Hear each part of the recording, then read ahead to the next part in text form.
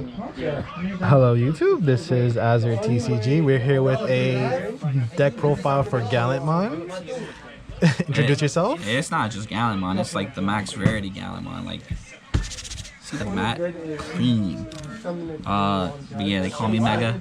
I'm out here, I got Gallantmon. We're gonna start with the eggs. This is the only egg worth running.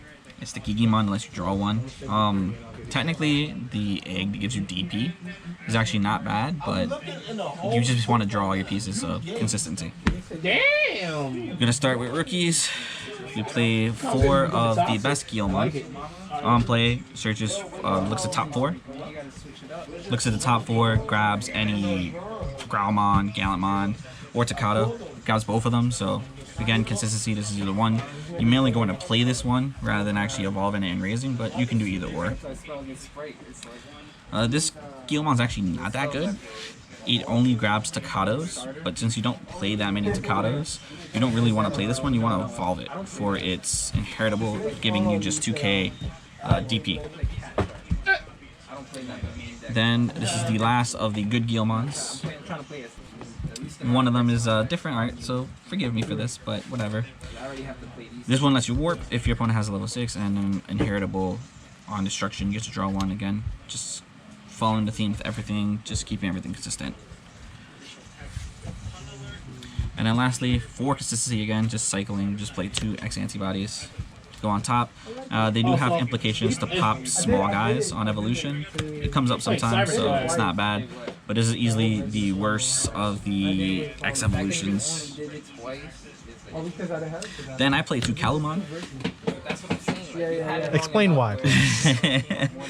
So Gallantmon is first off, you play it for 1 if you have a Gallantmon on board, and you play 14 Gallantmons, so you're almost always going to have a Gallantmon. You can play this. It's a bit of a spoiler, but you also play the Growlmon from EX3 that lets you play Gallantmons for free. So you're always going to have a Gallantmon, so this comes out for 1, and this just gives you so much advantage.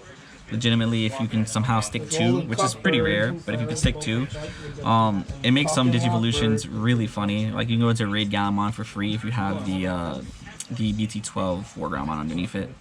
It's kind of funny. Also, this is a flex spot. You can literally play anything, but I'm trying to keep it like as on theme as possible, and so Gallantmon just made the most sense. On theme. Plays the X antibody. I know, right?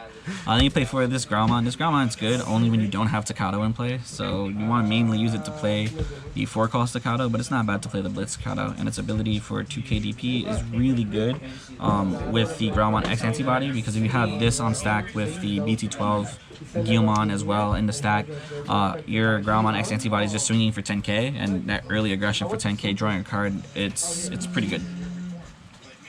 Then you play, by far and away, the best Growlmon. 4 costs, that comes up a lot. You just sometimes just drop this. It's really funny when you do. And the inheritable, gain 1 memory. That's why it's the best. So much memory control. Then there is the 2 X antibodies. Again, I explained why.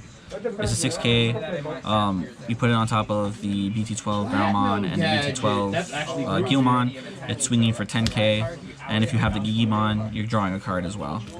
This surprisingly gets pretty big pretty quickly. For ultimates, we got the 4 of the BT12 Growlmon. Before we struggled with Growlmons, there weren't very many good ones. This is one of the good ones. On evolve, you get to pop something 4k. If it doesn't delete something, you digivolve into a Mega. Excuse me, for a reduced cost. Sometimes you play this just to pop, sometimes you play this so you can evolve. Doesn't matter. The inheritable, giving you +2 memory if there's nothing else to delete, it forces your opponent to pretty much give you stuff to pop or give you memory. So if you do the play where this evolves for 3, so if you're at 3, you do this till you go to 0, and then you go into Gallantmon for 3, and then you attack, you put them back down to 1. And then with Gallantmon, it could basically make it a +1 in memory. Yeah, I actually did that. I'm Digivolve, not using the effect, I just did raw Gallantmon on top of this for 4.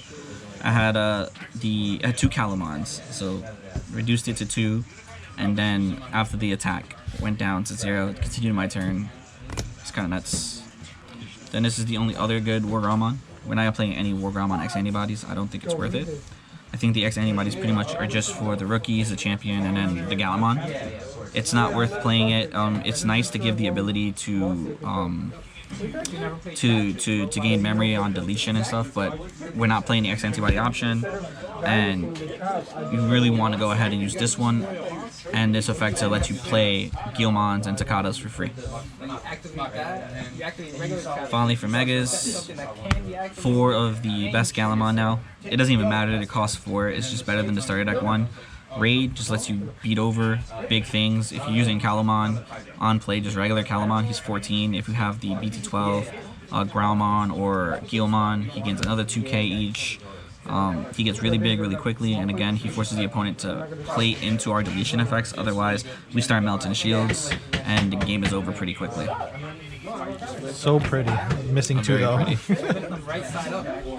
2 Gallantmon X. More often than not, you're really using this just to unsuspend your Gallantmon so he can't get punched over on the next turn, but his effects still do come up where you delete something with the lowest cost and then you get to melt the shield for free.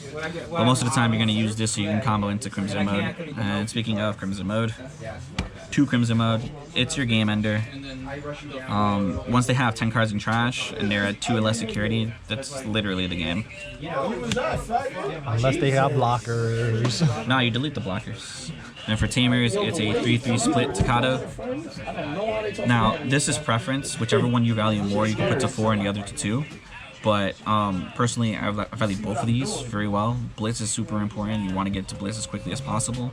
And Tokado here is your main way of coming back once they beat your first stack.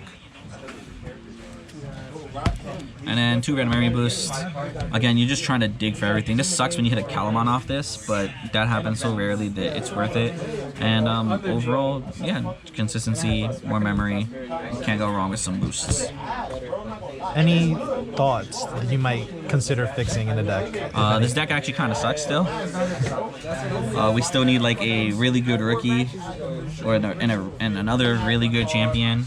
The Mega lineup is fine. Like Crimson mode is nuts. Like, give us a Granny card that acts like Red Memory Boost but also reduces the Digivolutions of like Gallantmons. That'd be broken. Alright, thank you very much, Mega. And this is Azure TCG out.